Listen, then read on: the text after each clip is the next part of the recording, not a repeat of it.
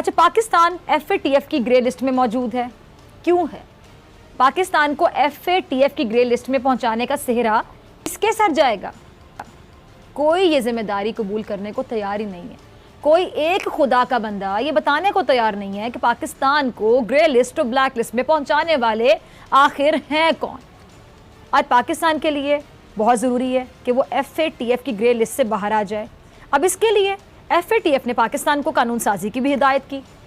अब ये कानून साजी थी एक कौमी मामला, ये कानून साजी इस मुल्क के लिए ज़रूरी थी, ये कानून साजी इस मुल्क के अवाम के लिए ज़रूरी थी। इस कानून साजी से ना हुकूमत को कोई ख़ास फ़ायदा होना था और ना ही अपोजिशन को। इसका फ़ायदा अगर होना था तो किसको? मुल्क को, और हुकूमत, अपोजिशन, अवाम तीनों को। एक सवाल, ऐवान क्यों बनाया गया? पार्लियामान क्यों बनाया गया? क्यों जमहूरियत को ही मुल्क की बका कहा गया? क्योंकि जमहूरियत के ज़रिए मुंतखब अफराद ऐसी कानून साजी करते हैं जो रियासत को मजबूत और कौम को महफूज कर सके। अब आज मुझे इस बहस में जाना ना पड़ता कि FATF की ग्रे लिस्ट में पाकिस्तान को किसने पहुंचाया।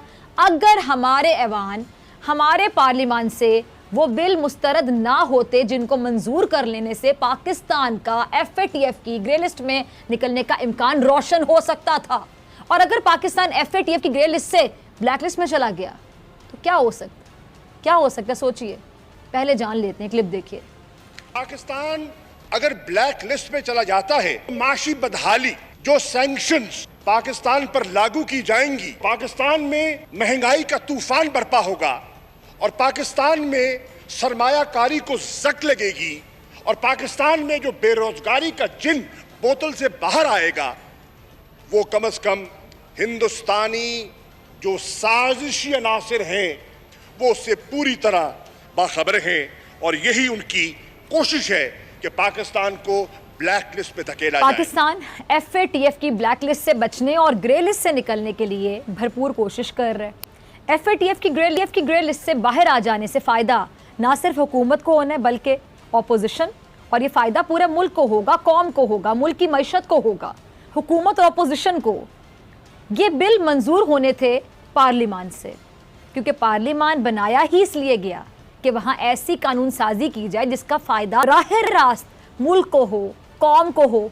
और खुशखबरी ये है कि FATF की ग्रे लिस्ट से निकलने के लिए जो कानून साजी होनी थी वो नहीं हो सकी, बल्कि जो बिल मंजूर होने थे वो अपोजिशन की जानिब से मुस्तरद कर दिए गए कि इमरान खान साहब अब जल्द अज जल्द इस्तीफ़ा दे दें।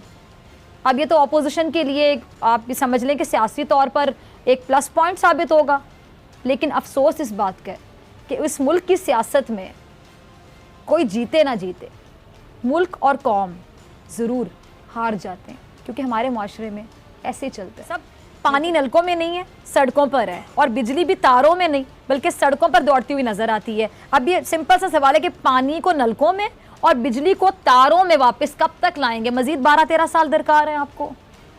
पर आपने देखा होगा पहले के बनिस्बत पानी हमने काफ़ी हद तक बहुत जल्द निकाल दिया है। शाहरा फैसल जैसे काफ़ी मेन एरियाज थे, वो सुबह को ही आज सुबह को मैं 7 बजे निकला था उमरकोट के लिए, क्योंकि मैं फोकल पर्सन हूँ चीफ मिनिस्टर का for flood relief in Umarkot. तो मैं 7 बजे सुबह को निकला था, सारे रास्ते साफ थे।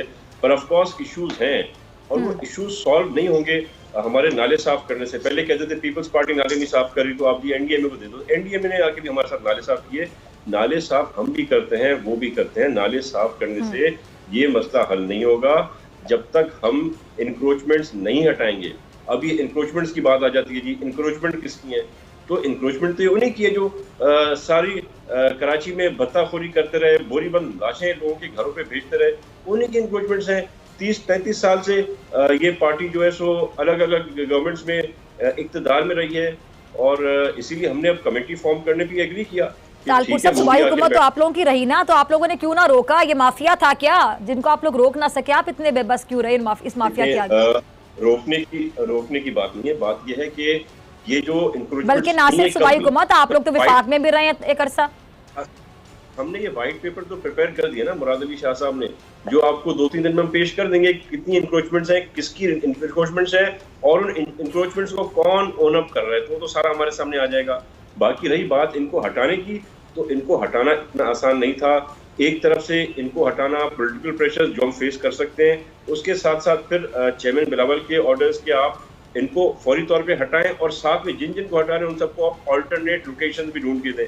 तो अब एक पेज पे है, अल्लाह करे अल्लाह अकल दे, हम सबको पीटीआई, एमक्यूएम सारे जो हमारे साथ अभी इस कमेटी में आए हैं, ये तो डिसाइड हो चुका है, it's already been decided that right after the flood is over, next month से हम इंक्रोचमेंट हटाना शुरू कर देंगे और उसमें रेवेन्यू डिपार्टमेंट इंक्लूडेड होगा, उसमें सिंध पुलिस होगी और उसमें पाकिस्तान रेंजर्स होगी।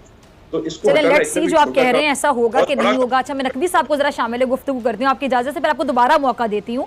नकवी साहब, अगर आप मुझे अब सुन पा रहे हैं, आप वैसे पहले भी सुन पा रहे थे, आपकी आवाज़ ठीक नहीं आ रही थी, आई होप कि अब आपकी आवाज़ ठीक आएगी। तो मेयर कराची साहब को आपने भी सुना कि बाकायदा रोना ही शुरू कर दिया उन्होंने। अब आप सोच रहे हैं कि एक आम शहरी, एक आम पाकिस्तानी जब देख रहा है, प्रोग्राम देख रहा है या उनकी प्रेस कॉन्फ्रेंस देख रहा है, उनको रोता हुआ देख रहा है, उसकी क्या फीलिंग्स होंगी? आप फील कर सकते हैं कि मेयर कराची, इतने बड़े शहर का मेयर, इतना बड़ा ओहदा, और एमक्यूएम बहुत पुरानी जमात है, कराची में बाकायदा काबिज है। अब वसीम अख्तर साहब ऐसे रोना रो रहे हैं, लेकिन कुर्सी से भी चिमटे रहे इतने अरसे तक, कभी रिजाइन ना दिया, कुर्सी छोड़ने की हिम्मत ना हुई, लेकिन जब कुर्सी जाने का वक्त आया तो रोना शुरू कर दिया। फिर साथ ही ड्रामे के अल्फाज बोले, मतलब ये ड्रामा नहीं था तो और क्या था? पूरे पाकिस्तान में मिसाल बनी हुई है। हाँ। ऐसी जबरदस्त है कि कोई एक नाजिश बिल्डिंग इस शहर में नहीं बनती और बिल्डिंग। अच्छा, मेरे ज़हन में सवाल आपकी बातों से, एक मिनट, तैमूर साहब से मेरे सवाल पूछने हैं। नकवी साहब एक मिनट दीजिएगा जरा। तैमूर साहब, आपने नकवी साहब की बातें भी सुनी, उसका भी यकीनी तौर पे आप जवाब देना चाह रहे होंगे, साथ जरा मेरा सवाल भी सुन लें।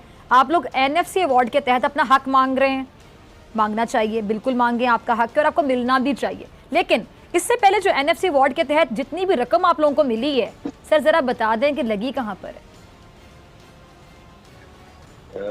सबसे पहले तो नकवी साहब की बातें मुझे बड़ी हंसी आ रही थी कि वो हमें बता रहा है कि हम गवर्नेंस कैसे करें और हम क्या करें। जिन लोगों ने 2 साल में पाकिस्तान का खसारा 23 ट्रिलियन से 42 ट्रिलियन तैमूर साहब, आपको हंसी आ रही है और मुझे कराची की सूरत हाल पे रोना आ रहा है, बस ये डिफरेंस है ना, सियासतदान बन के फिर आप लोगों की सोच ही बदल जाती है। मैं तैमूर तालपुर साहब कह रहा हूँ, तहरीक-ए-इंसाफ ने बहुत गुनाह कर दिए। आप वो गुनाह क्यों कर रहे हैं मेरे भाई? आपको तो 12 साल हो गए, हम जी जी। नकवी साहब, तैमूर साहब का जवाब सुन ले पहले। अच्छा, फिर साहब आपने तैमूर साहब का जवाब सुन ले, मैं फिर आपकी तरफ आती हूँ। जी नकवी साहब जरा सब्र रखें जी, थैंक यू वेरी मच। जी जी। तो जिन लोगों ने, चलिए नकवी साहब आप सुनिएगा प्लीज, मैं फिर आपकी तरफ आती हूँ। जिन लोगों ने डॉलर की प्राइस कहाँ पहुंचा दी, पेट्रोल की प्राइस कहाँ पहुंचा दी, जिन्होंने दवाइयों की प्राइस कहाँ पहुंचा दी, आटे की प्राइस क्या थी नवाज शरीफ के टाइम पे और पाकिस्तान पीपल्स पार्टी के टाइम पे, आज आटे की प्राइस क्या है, चीनी की प्राइस क्या थी उस वक्त पे, आज क्या है चीनी की प्राइस। तो ये इनको बात ये जो है ना सूट नहीं करती, इन पे ये बात रचती नहीं है कि ये हमें क्रिटिसाइज करें। बाकी आपका क्या सवाल था?